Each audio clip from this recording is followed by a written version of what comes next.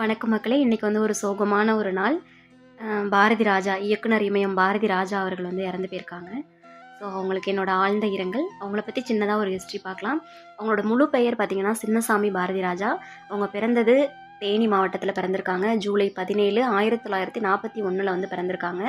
தமிழ் சினிமாவில் இந்த கிராமத்து வாழ்க்கையையும் இயற்கையான கதைகளையும் முதன்முறையாக வலுவாக கொண்டு வந்தவர் யார் அப்படின்னா கண்டிப்பாக பாரதி ராஜா சார் தான். இவங்க வந்துட்டு இவங்களோட முதல் படம் பார்த்திங்கன்னா 16 வயதினிலே அப்படிங்கிற படம் தான் முதல் படம். 1977 16 வயதினிலேங்கிற படம் மூலமாக இவர் இயக்குனராக வந்து அறிமுகமாகிறாரு.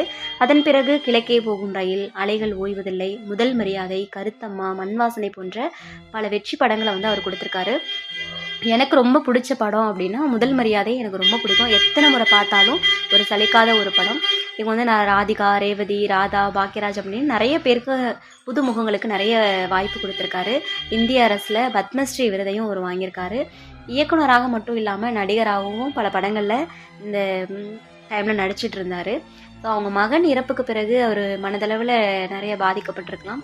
ஸோ அவருடைய பெரிய மறைவு வந்து ஈடு செய்ய முடியாத ஒரு இழப்பாக இருக்குது. அவருடைய ஆன்மா சாந்தியடைய இறைவனை வந்து நான் வேண்டிக் கொள்கிறேன்.